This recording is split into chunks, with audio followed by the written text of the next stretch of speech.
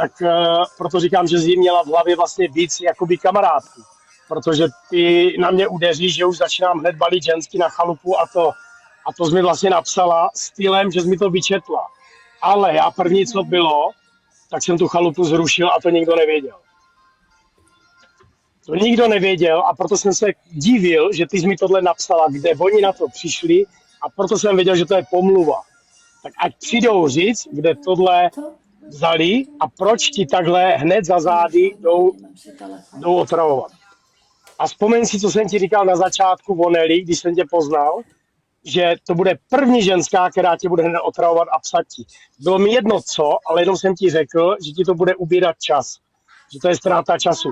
My si tady všichni vždycky píšeme a říkáme si, co chceme tady na tom TikToku, protože